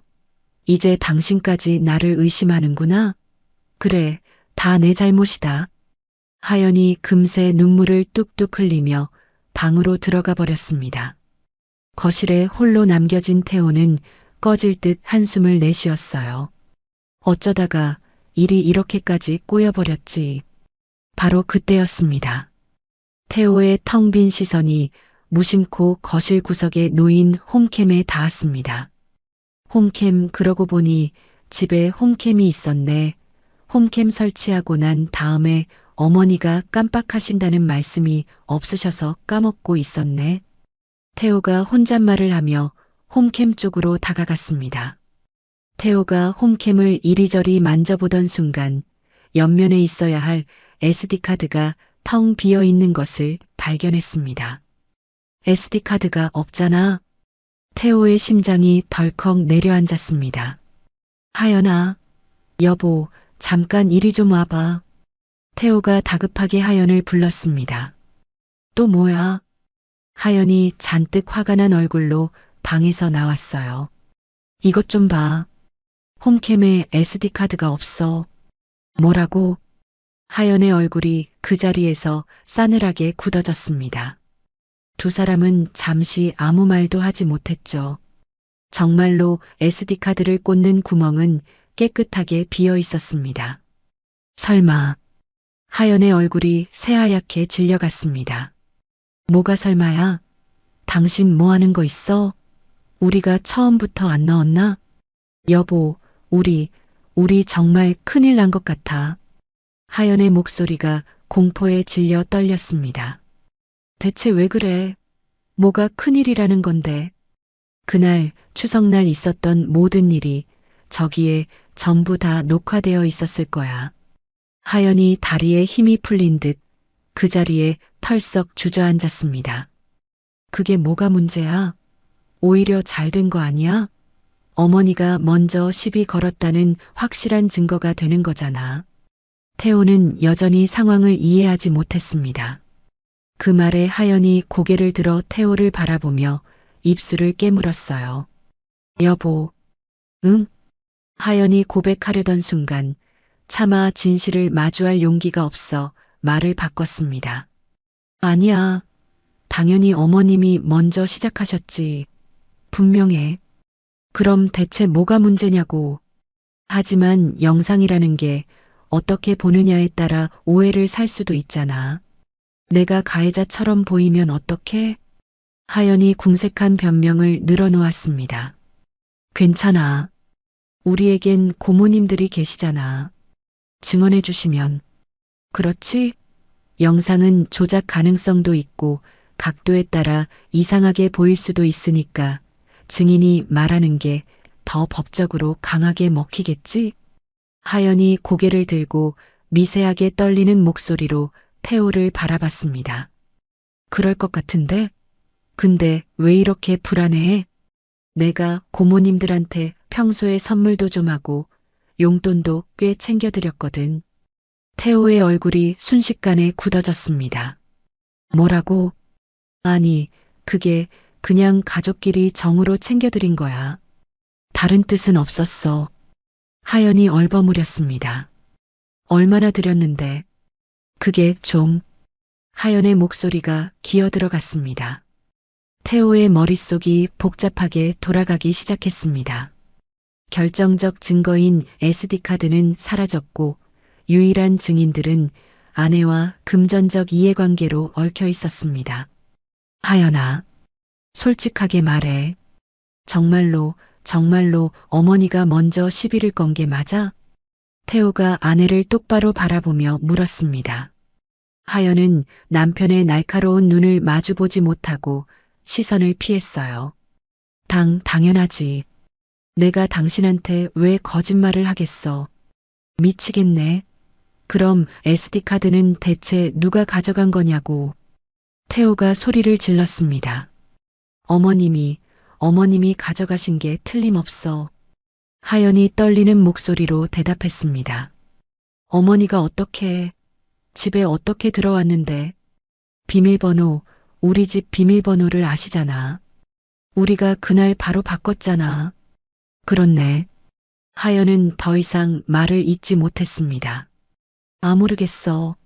원래 안 꽂혀 있었나 봐. 하연은 차라리 SD카드가 없길 바라는 마음이었습니다. 그날 밤 태호는 절망감에 지쳐 깊은 잠에 빠져들었습니다. 하지만 하연은 잠들지 못하고 어둠 속에서 홀로 뒤척이고 있었죠. 그녀의 얼굴에는 분노와 불안감이 뒤섞여 있었습니다. 이대로 모든 걸 빼앗길 수는 없어. 하연이 조용히 침대에서 일어나 거실로 나왔습니다. 그녀는 소파에 앉아 차가운 핸드폰 불빛에 얼굴을 비추며 무언가를 미친 듯이 검색하기 시작했어요. 그녀의 손가락이 주거침입죄, 불법 증거 수집, 증거 능력과 같은 법률 용어들을 빠르게 화면 위로 옮겼습니다. 한참을 검색하던 그녀의 입가에 마침내 교활한 미소가 번지기 시작했죠. 그래, 바로 이거야. 어둠 속에서 하연의 눈이 섬뜩하게 번뜩였습니다. 다음 날 아침 잠에서 막 깨어난 태호에게 하연이 다가왔습니다. 밤새 잠을 설친 기색 없이 그녀의 얼굴은 오히려 생기가 넘쳤어요. 자기야, 나 아주 좋은 방법을 찾아냈어. 무슨 방법? 태호가 졸린 눈을 비비며 물었습니다. 생각해봐. 만약에 어머님이 그걸 가져가신 거면 우리 집에 어떻게 들어왔겠어? 무단으로 침입한 거잖아. 그렇긴 하지만 그건 명백한 주거침입죄야. 범죄라고. 하연이 흥분해서 말했습니다. 주거침입죄? 태호의 눈에도 조금씩 관심이 서리기 시작했습니다. 그래. 그리고 범죄를 저질러서 얻은 증거는 법정에서 증거로 사용할 수가 없대. 하연이 어젯밤 인터넷에서 얻은 지식을 자신 있게 쏟아냈습니다. 정말이야? 당연하지. 혹시라도 어머님이 빼가신 거면 이걸로 우리가 역공을 할 수 있어. 어서 변호사님한테 가보자. 하연이 태호의 팔을 잡아 끌었습니다. 2시간 후 두 사람은 다시 이재민 변호사의 사무실에 앉아 있었습니다. 무슨 일로 다시 오셨습니까? 혹시 새로운 문제라도. 이 변호사가 물었습니다. 변호사님, 저희가 아주 결정적인 사실을 알아냈어요. 하연이 흥분을 감추지 못하고 목소리를 높였습니다. 결정적인 사실이라니요? 시어머님이 저희 집에 무단으로 침입해서 홈캠을 훔쳐가셨을 수도 있어요. 하연이 신이 나서 설명했습니다. 무단 침입이라고요? 이 변호사의 눈빛이 달라졌습니다. 네, 저희가 집에 돌아와 보니 SD카드가 감쪽같이 사라졌더라고요. 어머님 말고는 가져갈 사람이 없죠. 태호가 거들었습니다. 그 말을 들은 이 변호사가 잠시 생각에 잠기더니 이내 밝은 표정을 지었습니다. 허허, 이거 아주 좋은 카드가 될 수 있겠습니다. 정말입니까, 변호사님? 태호의 얼굴에 화색이 돌았습니다. 네. 상대방이 불법적인 방법으로 증거를 취득했다는 점을 증명하면 법정에서는 그 증거의 능력을 인정하지 않습니다. 이걸 위법 수집 증거 배제 법칙이라고 하죠. 이 변호사가 자신 있게 말했습니다. 그럼 저희가 확실하게 이길 수 있다는 말씀이세요? 하연이 간절하게 물었습니다. 물론입니다. 이 주장 하나만으로도 재판의 판도를 완전히 뒤집을 수 있습니다. 이 변호사가 확신에 찬 목소리로 말했습니다. 와, 정말 다행이다. 하연이 기쁨에 겨워 손뼉을 쳤습니다. 다만 그날의 상황을 정확하게 증언해 줄 증인이 반드시 필요합니다. 아, 증인이요? 그건 전혀 걱정 안 하셔도 됩니다. 하연이 환하게 웃었어요. 태호 씨 고모님 두 분께서 처음부터 끝까지 모든 상황을 다 지켜보셨거든요. 그렇다면 완벽합니다. 두 분을 증인으로 신청하면 되겠군요. 이 변호사가 만족스럽게 고개를 끄덕였습니다. 여보, 지금 바로 고모님들께 연락드려 보자. 태호가 말했습니다. 응, 그래야지. 사무실을 나온 두 사람의 얼굴에는 언제 그랬냐는 듯 희망과 자신감이 가득했습니다. 하연아, 정말 우리가 이길 수 있을까? 당연하지. 이제 게임의 룰은 바뀌었어. 불법을 저지른 건 우리가 아니라 어머니라고. 하연이 자신만만하게 말했습니다. 그래도 고모님들이 선뜻 증언을 해주시겠지? 걱정하지 마. 내가 그동안 고모님들한테 드린 공이 얼만데. 공? 무슨 공? 아니야, 빨리 집에 가자. 하연이 비릿한 미소를 지었습니다. 그날 저녁 하연은 곧바로 시누이인 최경애에게 전화를 걸었습니다. 고모님, 안녕하세요. 저 하연이에요. 하연이구나. 별일 없고? 다름이 아니라 고모님께 꼭 부탁드릴 일이 있어서요. 하연은 능숙하게 동정심을 유발하는 목소리로 그간의 사정을 설명하고 증언을 부탁했습니다. 뭐, 올케가 너희를 고소했다고? 세상에 별일이 다 있네. 걱정하지 마라. 우리가 다 봤는데 당연히 증언을 해줘야지. 최경애는 조금의 망설임도 없이 대답했습니다. 최미자 역시 마찬가지였죠. 여보, 고모님들이 전부 다 도와주신대. 하연이 신이 나서 외쳤습니다. 정말? 아, 정말 다행이다. 태호도 안도의 한숨을 내쉬었습니다. 이제 두고 봐. 어머님을 아주 망신살 뻗치게 해줄 테니까. 하연이 복수심에 불타는 얼굴을 한 채 작은 목소리로 중얼거렸습니다. 그런데 여보. 응? 다시 한번 확인하는 건데 정말로 그날 어머니가 먼저 시비를 거신 게 확실하지? 태호의 마음속에 남아있던 작은 의심이 다시 고개를 들었습니다. 하연은 순간 흠칫했지만 이내 표정을 바꾸고 단호하게 대답했어요. 당연한 걸 뭘 또 물어? 내가 당신한테 거짓말이라도 하겠어? 그래, 알았어. 그 말을 끝으로 태호는 더 이상 묻지 않았습니다. 하연은 승리를 확신하며 비열한 미소를 지었죠. 고모들과 입을 맞춰 어머니를 파렴치한 거짓말쟁이로 만들 완벽한 시나리오가 그녀의 머릿속에서 그려지고 있었습니다. 그 시나리오의 첫 장이 이미 완벽한 영상 증거에 의해 찢겨져 있다는 사실은 상상조차 하지 못한 채 말입니다. 재판 당일 서울중앙지방법원 301호 법정안은 서늘한 긴장감으로 가득했습니다. 정희는 변호사 영수의 곁 원고석에 허리를 꼿꼿이 세우고 앉아 있었죠. 그녀의 시선은 맞은편 피고석에 앉아 있는 아들 태호와 며느리 하연에게 향했습니다. 두 사람의 곁에는 변호사 이재민이 서류를 검토하며 앉아 있었어요. 모두 기립하여 주십시오. 법정 경위의 우렁찬 외침과 함께 김용태 부장판사가 법복을 입고 입장했습니다. 자리에 앉으십시오. 지금부터 재판을 시작하겠습니다. 판사가 자리에 앉으며 무겁게 말했습니다. 피고 측에서 증인 신청을 한 것으로 아는데 맞습니까? 네, 재판장님.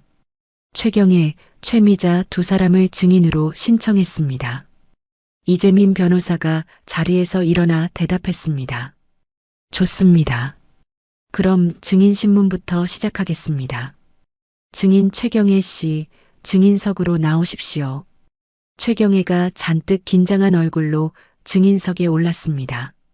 그녀의 손에는 얼마 전 하연이 선물한 값비싼 명품 가방이 들려 있었죠. 선서.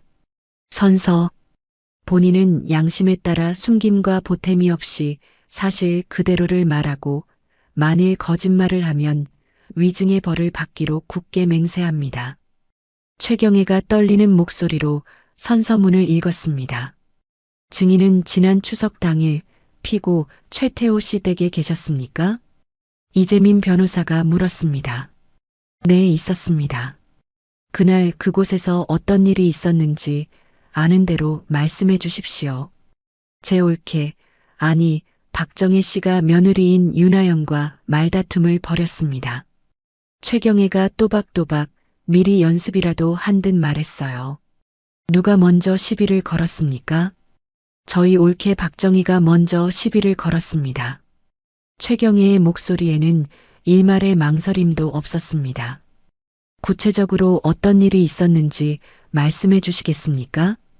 올케가 아주 비싼 술을 제사상에 올리겠다며 고집을 부렸습니다.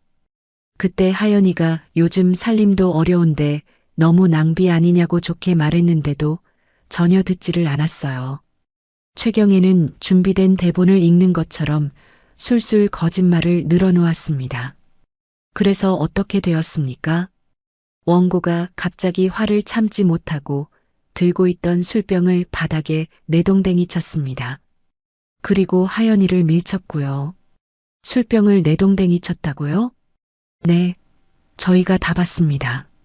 일부러 깨뜨리려고 아주 세게 던졌습니다. 최경애가 목소리를 높였습니다.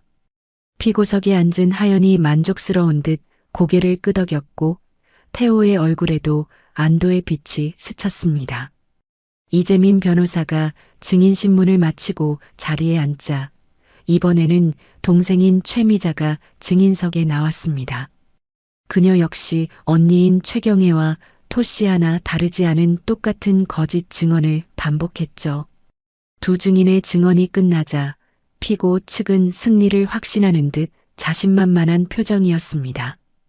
이제 원고 측 변호인의 반대 신문을 허가합니다. 판사가 말했습니다. 원고석에 앉아있던 변호사 장영수가 천천히 자리에서 일어났습니다. 그의 얼굴에는 이상하리만큼 여유로운 미소가 떠올라 있었어요. 두 분 증인의 생생한 증언 잘 들었습니다. 영수가 차분하지만 날카로운 목소리로 말했습니다. 그는 증인석의 최경애를 바라보았죠. 증인, 피고 윤하연 씨로부터 명절이나 생일 외에 정기적으로 금전적인 지원을 받거나 고가의 선물을 받은 사실이 있습니까? 최경애의 얼굴이 순간 굳어졌습니다. 아닙니다. 그냥 가족끼리 작은 선물을 주고받은 것뿐입니다. 최경애가 당황하며 얼버무렸습니다. 재판장님, 증인의 최근 1년간 계좌 거래 내역과 백화점 VIP 구매 기록을 증거로 제출하겠습니다. 영수가 두툼한 서류 뭉치를 들어 올렸습니다. 기록에 따르면 피고 윤하연 씨의 카드로 결제된 수백만 원짜리 명품 가방과 의류들이 증인의 자택으로 배송된 사실이 다수 발견됩니다. 이는 증언의 신빙성에 중대한 의문을 제기하는 바입니다. 영수의 목소리가 법정 전체에 울려 퍼졌습니다. 법정안이 웅성거리기 시작했고 최경혜의 얼굴은 새하얗게 질렸어요. 증인, 지난달 백화점에서 구매한 300만 원짜리 명품 가방. 이것도 가족끼리 정으로 주고받은 작은 선물입니까? 영수가 날카롭게 물었습니다. 그건 최경혜가 말을 더듬었습니다. 하연의 얼굴 역시 창백해지기 시작했죠. 그럼 이제 그날의 객관적인 진실을 확인해 보겠습니다. 영수가 결정적인 한 방을 날릴 준비를 했습니다. 재판장님, 증거 제1호를 제출합니다. 장영수 변호사가 작은 USB 하나를 들어 올렸습니다. 이는 피고의 자택 거실에 설치된 홈캠에서 추출한 그날 당일의 영상 파일입니다. 잠깐만요. 하연 측 이재민 변호사가 자리에서 벌떡 일어났습니다. 이에 있습니다. 해당 영상은 원고가 피고의 자택에 무단으로 침입하여 절취한 증거물입니다. 명백한 위법 수집 증거이므로 증거 능력이 없습니다. 그때 장영수 변호사는 판사를 향해 고개를 숙인 뒤 단호하고 힘 있는 목소리로 말을 이어갔습니다. 존경하는 재판장님, 피고 측 변호인의 주장처럼 이 증거의 수집 과정에 절차적 하자가 있다는 점을 저희 역시 일부 인정하는 바입니다. 하지만 재판장님, 방금 전 저 증인석에서 행해진 뻔뻔한 위증과 이 영상이 담고 있는 명백한 진실, 둘 중 이 법정이 무엇을 더 무겁게 여겨야 하겠습니까? 장영수가 잠시 말을 멈추고 법정안을 둘러본 뒤 다시 호소했습니다. 피고 측 증인들의 선서 증언과 정면으로 배치되는 이 영상이야말로 본 사건의 실체적 진실을 밝힐 수 있는 유일하고도 가장 확실한 자료입니다. 부디 작은 절차적 흠결을 이유로 저들의 파렴치한 위증을 눈감아주지 마시고 사건의 진실을 발견해야 할 공익과 법의 정의를 위해 이 증거를 채택하여 주시길 간곡히 호소합니다. 장영수의 말이 끝나자 판사가 무겁게 입을 열었습니다. 양측 변호인의 주장을 잘 들었습니다. 피고 측이 주장하는 증거 수집 절차의 하자는 분명히 존재합니다. 이는 법의 절차적 정의에 있어 가볍게 볼 수 없는 사안입니다. 그 말에 하연과 이재민 변호사의 얼굴엔 승리를 예감하는 미소가 지어졌습니다. 그리고 판사의 말이 계속해서 이어졌습니다. 방금 이 법정에서 드러난 위증은 사법의 근간을 흔드는 중대한 사안입니다. 본 법원은 선서를 저버린 증언을 용납할 수 없습니다. 절차적 문제보다 진실 규명이 우선이라 판단하여 원고 측의 영상 증거를 채택합니다. 지금 바로 영상을 재생하십시오. 판사의 말이 끝나기 무섭게 법정 중앙 스크린에 홈캠 영상이 재생되기 시작했습니다. 화면 속에는 하연이 정의를 계획적으로 도발하고 언성을 높이고 급기야 술병을 강제로 빼앗으려 하는 모든 과정이 선명하게 나타났습니다.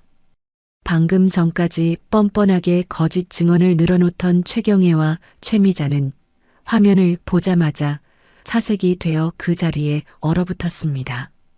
이게 뭐야? 하연이 떨리는 목소리로 중얼거렸습니다. 태호는 완전히 넋이 나간 표정으로 화면 속에서 벌어지는 진짜 진실을 그저 멍하니 바라보고 있었습니다. 법정안은 숨막히는 정적에 휩싸였습니다. 모든 거짓이 남김없이 발가벗겨지고 추악한 진실이 만천하에 드러나는 순간이었습니다. 홈캠 영상의 재생이 끝나자 법정은 물이라도 끼얹은 듯 완전한 정적에 휩싸였습니다. 모든 거짓이 발가벗겨진 그 침묵을 깬 것은 재판장의 책상을 내리치는 망치 소리였죠. 증인 최경애, 최미자는 법정에서 양심에 따라 진실을 말할 것을 선서하고도 명백한 위증을 하였습니다. 판사의 차가운 목소리가 법정 전체에 서리빨처럼 울려 퍼졌습니다. 이에 본 법원은 두 증인을 위증죄로 검찰에 고발할 것을 명합니다. 최경애와 최미자는 얼굴이 새하얗게 질린 채 서로를 바라볼 뿐이었어요. 재판장님, 그게 아니라 저희가 오래전 일이라 잠시 기억을 잘못한 것 같습니다. 최경애가 떨리는 목소리로 변명하려 했지만 이미 때는 늦었습니다. 위증죄는 5년 이하의 징역 또는 1천만 원 이하의 벌금에 처해지는 중범죄입니다. 법정 경위는 두 사람의 신병을 확보하십시오.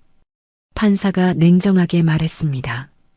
피고석에 앉은 태호는 망연자실한 얼굴로 어머니를 바라봤어요. 하지만 정희는 아들에게 단 한 번의 눈길도 주지 않았습니다. 어머니, 태호가 작은 목소리로 불렀지만 정희는 차갑게 고개를 돌려버렸죠. 본 사건에 대한 판결을 선고하겠습니다. 판사가 판결문을 들어 올렸습니다. 원고 박정희의 청구를 모두 인용한다. 피고 최태호, 윤하연은 원고 박정희에게 해당 부동산의 소유권을 즉시 이전하라. 또한 이 사건의 모든 소송 비용과 그동안의 지연 손해금 역시 피고들이 전부 부담하라. 이상. 땅, 땅, 땅. 판사의 망치 소리는 태호와 하연에게 마치 사망 선고처럼 들렸습니다. 재판이 끝나고 사람들이 법정을 빠져나가는 어수선한 틈을 타 태호가 어머니를 붙잡으려 했습니다. 어머니, 잠시만요, 어머니. 하지만 정희는 뒤도 돌아보지 않은 채 변호사 영수와 함께 복도 저편으로 사라져버렸습니다. 여보, 이제 우리 어떡해? 하연이 그제야 정신을 차린 듯 울먹이며 물었습니다.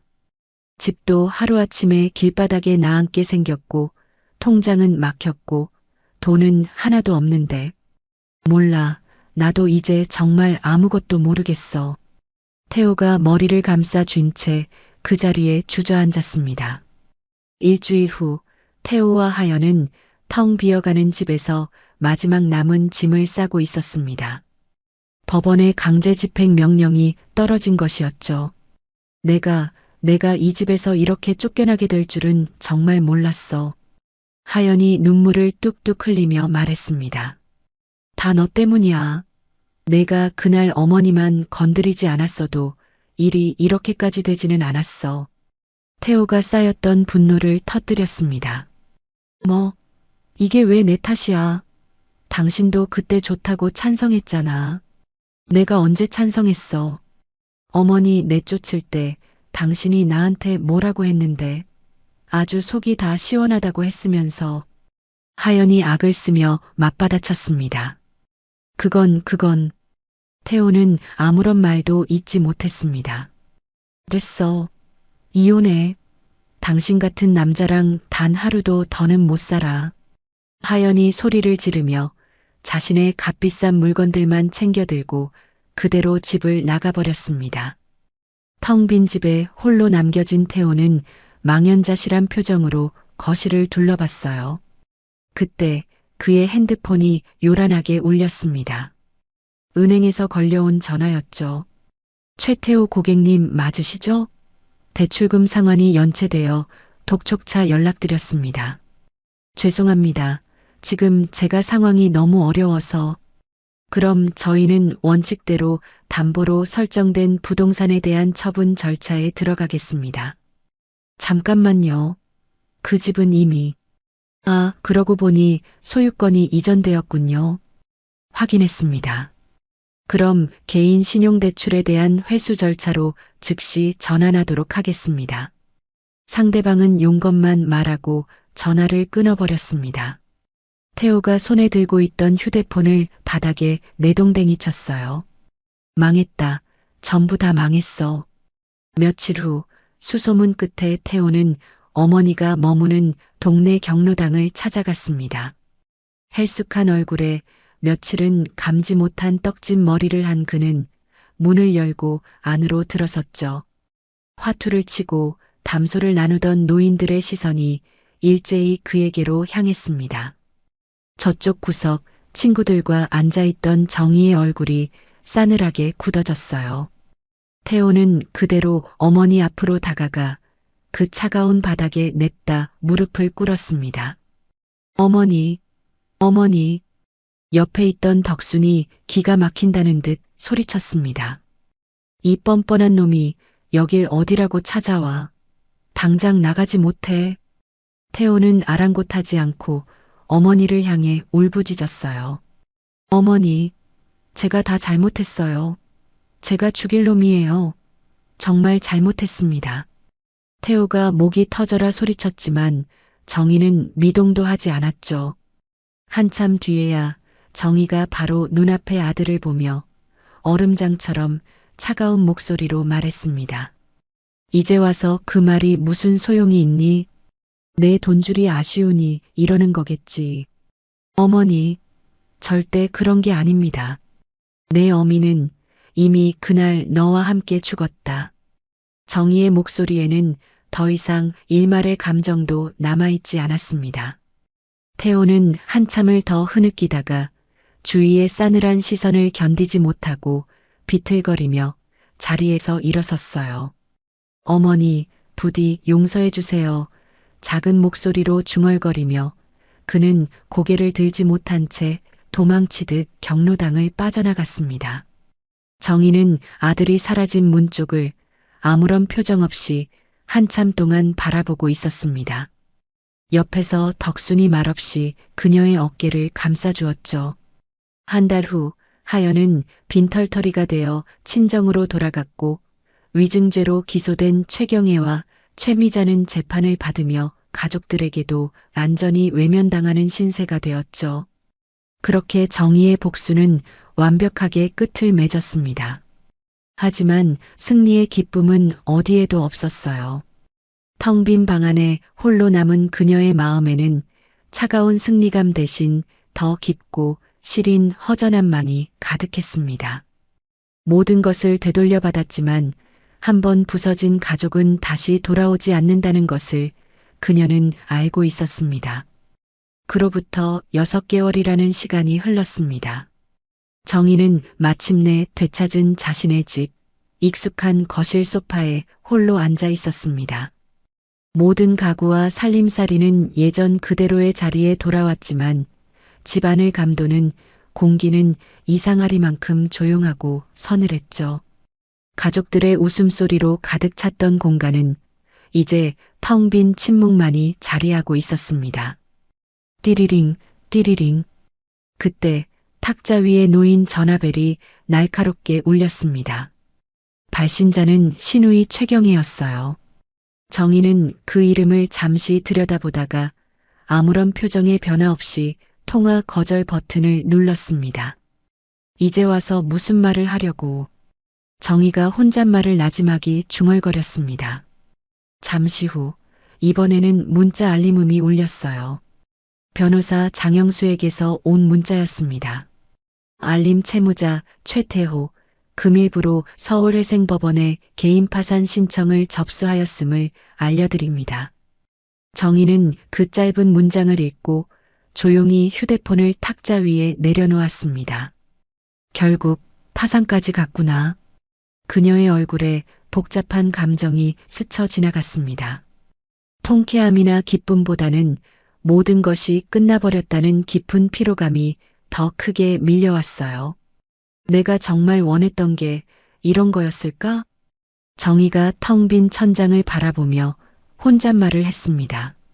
거실 한쪽 남편의 사진이 놓인 액자가 눈에 들어왔습니다. 정희는 액자를 들어 가만히 들여다보았죠. 여보, 내가 너무 가혹했던 걸까요? 사진 속 남편은 언제나처럼 따뜻한 미소로 그녀를 바라보고 있었습니다. 하지만 이번 일을 통해 태호도 깨닫는 게 있길 바래요. 정희가 사진에게 말하듯 중얼거렸습니다. 탁자 위에는 얼마 전 주문한 크루즈 여행 안내서가 놓여 있었습니다. 언젠가 남편과 함께 떠나자고 약속했던 평생의 꿈이었던 세계 일주 크루즈 여행이었죠. 이제는 정말 갈 수 있겠네. 정희가 안내서를 펼쳐보았습니다. 눈부신 지중해와 푸른 카리브해, 신비로운 알래스카의 빙하까지 늘 꿈꿔왔던 풍경들이 사진 속에서 펼쳐지고 있었어요. 당신도 이걸 보면 참 좋아했을 텐데. 정희가 다시 남편의 사진을 쓸쓸하게 바라봤습니다. 그때 현관문에서 초인종 소리가 났습니다. 문을 열어보니 택배 기사가 커다란 상자를 들고 서 있었죠. 박정희님 맞으시죠? 여행사에서 보낸 크루즈 티켓 배송 왔습니다. 아, 네, 감사합니다. 정희가 상자를 받아들었습니다. 상자를 열자 그 안에는 고급스러운 가죽 케이스에 담긴 티켓과 상세한 안내서가 들어 있었습니다. 90일간의 세계 일주 크루즈, 퍼스트 클래스. 정희가 티켓을 가만히 들여다보았습니다. 드디어 가는구나. 그녀의 입가에 아주 오랜만에 진짜 미소가 번졌습니다. 그녀는 남편의 유품이 담긴 낡은 상자를 꺼냈어요. 손때 묻은 세계 지도와 함께 떠나자고 약속했던 풋풋한 연애 편지가 들어 있었습니다. 여보, 약속대로 이제 떠나려고 해요. 비록 나 혼자지만 당신 목까지 다 보고 올게요. 정희가 편지를 가슴에 꼭 안았습니다. 문득 파산까지 해버린 아들의 얼굴이 떠올랐습니다. 태호가 그래도 하나뿐인 내 아들인데. 정희의 눈빛이 잠시 흔들렸습니다. 하지만 그녀는 곧 고개를 저었어요. 아니야. 이젠 정말 내 인생을 살아야 해. 정희가 크루즈 티켓을 다시 바라봤습니다. 그 아이도 이번 일을 교훈 삼아 제 힘으로 일어서는 법을 배워야겠지. 그게 어미로서 내가 해줄 수 있는 마지막 사랑이야. 정희의 목소리에 한 가닥의 바람이 담겨 있었습니다. 3주 후 정희는 커다란 여행 가방을 끌고 인천항 크루즈 터미널에 서 있었습니다. 정희야, 정말 가는구나. 한달음에 달려온 친구 덕순이 그녀를 맞았습니다. 응, 이제야말로 진짜 내 인생을 찾으러 가는 길이야. 정희가 예전보다 한결 편안해진 얼굴로 환하게 웃었습니다. 아이고, 그럼 90일 동안이나 못 보는 거네. 걱정하지 마. 세상에서 제일 건강한 모습으로 돌아올 테니까. 정희가 덕순의 손을 잡았어요. 정희야. 응? 너 정말 잘했어. 누구라도 너처럼 했을 거야. 정말 잘한 결정이야. 덕순이 그런 정희를 따뜻하게 꽉 안아주었습니다. 고마워, 덕순아. 내가 없었으면 난 아무것도 못 해냈을 거야. 두 사람이 서로를 바라보며 미소 지었습니다. 승선 게이트를 통과하며 정희가 잠시 뒤를 돌아봤습니다. 이제 정말로 새로운 시작이다. 정희의 얼굴에 더없이 평온한 미소가 떠올랐습니다. 그녀는 더 이상 아픈 과거에 얽매이지 않기로 마음먹었죠. 지독했던 복수는 끝났고 이제 오롯이 자신만을 위한 남은 인생을 살아갈 시간이었습니다. 거대한 크루즈선이 백고동을 울리며 서서히 부두를 떠나자 정희는 갑판 위에서 점점 작아지는 도시를 내려다봤습니다. 여보, 나 이제 정말 자유로워요. 그녀의 입가에 생애 처음으로 진정한 평화가 찾아왔습니다. 그렇게 그녀의 새로운 인생이 눈부신 바다 위에서 시작되고 있었습니다. 오늘 이야기 어떠셨나요? 혹시 끝까지 함께 해주신 분이 계시다면 잘 들었다고 댓글 하나만 남겨주세요. 여러분에게도 따뜻하고 빛나는 날들이 찾아올 거예요. 구독과 좋아요는 다음 이야기를 이어가는 큰 힘이 됩니다. 지금까지 오늘도 사연이었습니다. 더 깊고 따뜻한 이야기로 다시 찾아뵐게요. 편안한 하루 보내세요. 감사합니다.